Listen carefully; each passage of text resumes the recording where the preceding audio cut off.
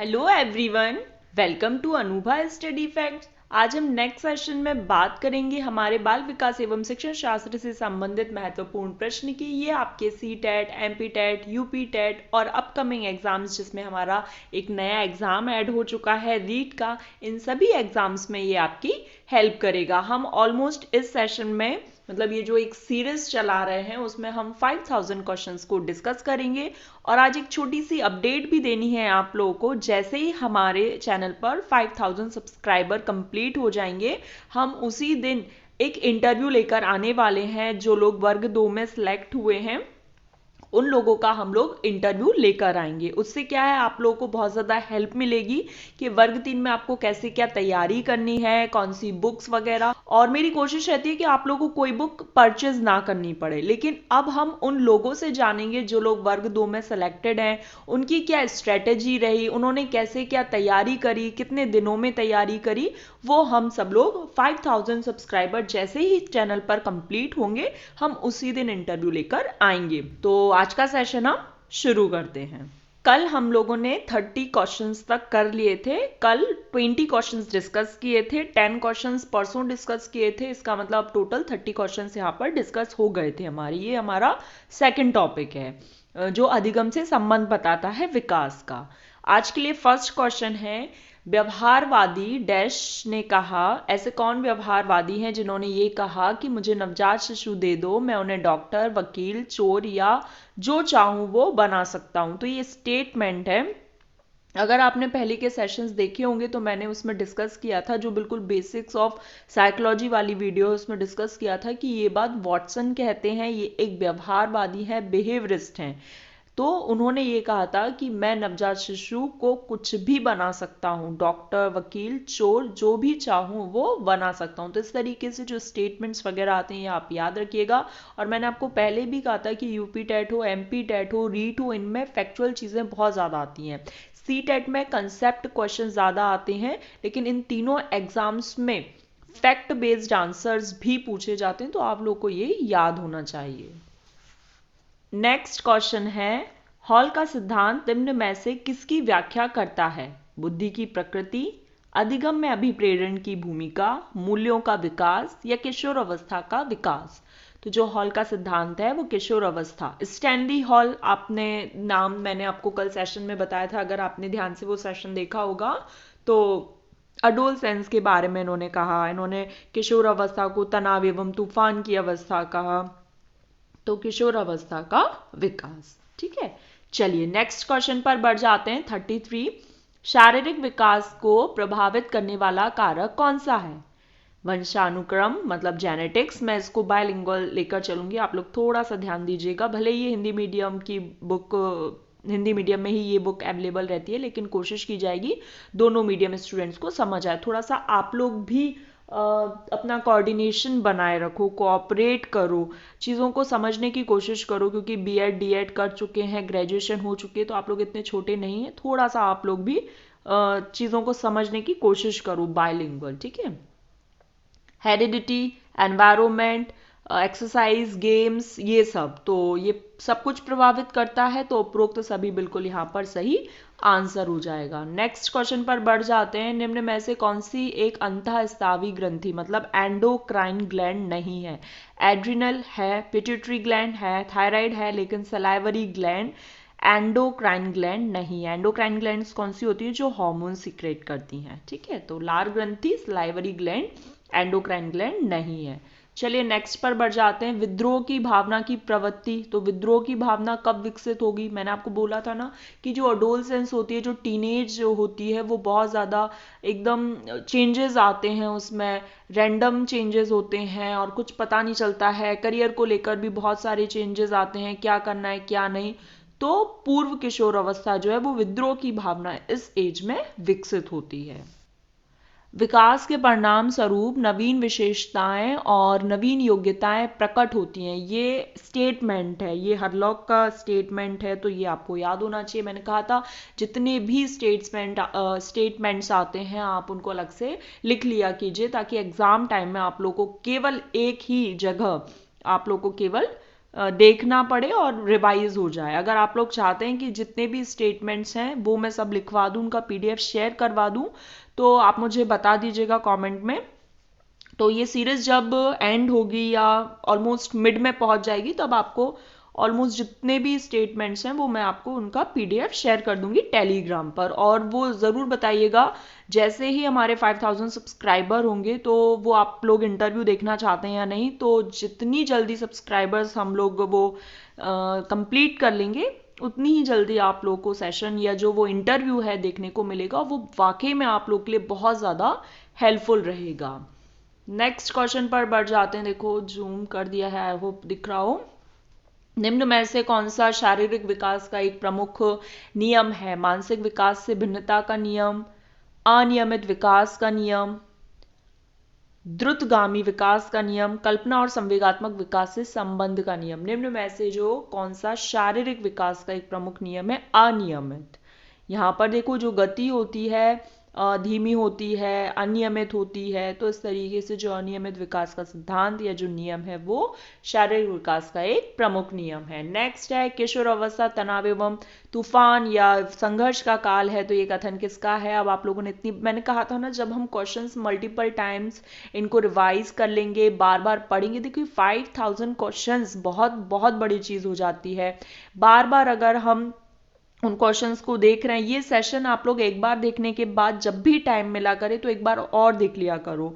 उससे क्या होगा कि जैसे आप ये जो सेशंस देखोगे ना, तो आप लोगों को एक बार रिवाइज हो जाया करेगा। जैसे स्टैनली हॉल का मैंने कल बताया था, तो आप लोग उस सेशन को ऐसा कर लो वीकली करने लगो। जैसे वीक में 6 डेज ये सेशन रहा, तो संडे को कोशिश करो कि जो 6 सेशंस हमारे मंडे टू सैटरडे हुए हैं, तो संडे में आप उनको पूरा का पूरा 6 सेशंस को रिवाइज कर लो। बाद बाकी जो 60 डेज की स्ट्रेटेजी है वो आप मुझे बताइए, क्योंकि जो मैंने एक प्लान बताया था वो उन लोगों के लिए था जो लोग शुरू से तैयारी शुरू कर रहे हैं।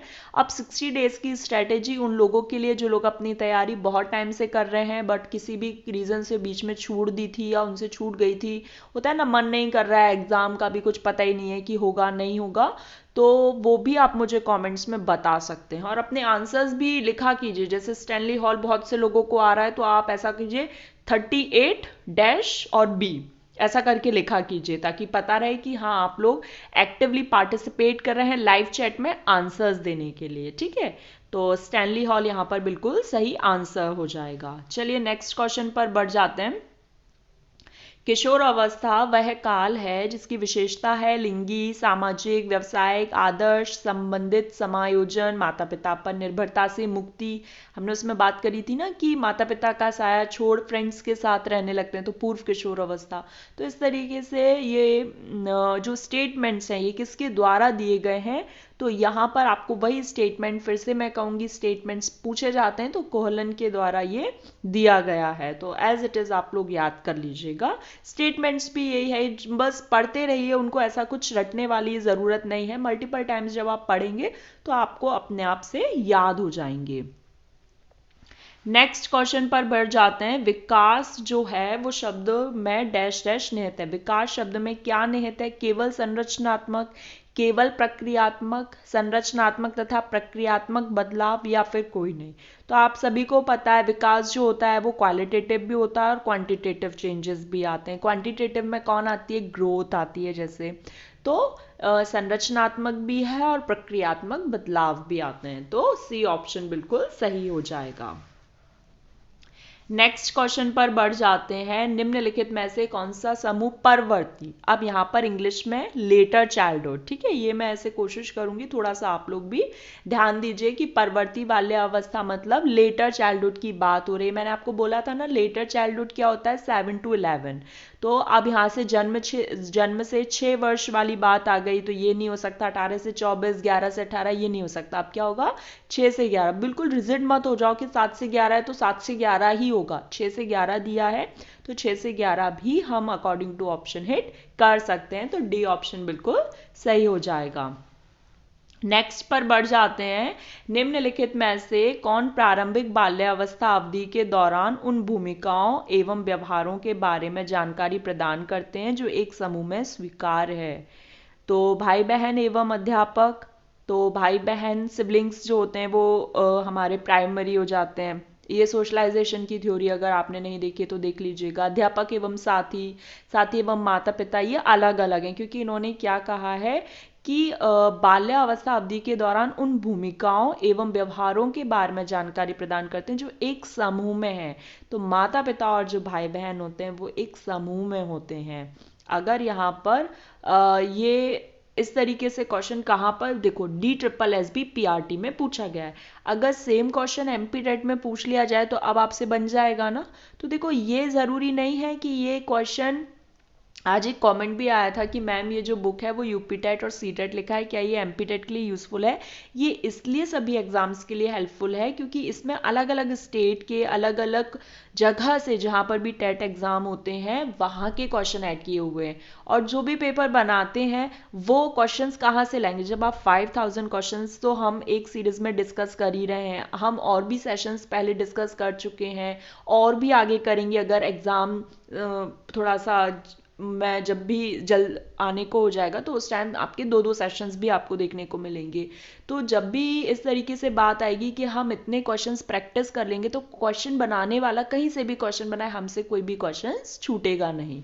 तो डी ऑप्शन बिल्कुल सही हो जाएगा। नेक्स्ट है, निम्नलिखित में से किस जोड़े का मिलान ठीक हुआ है?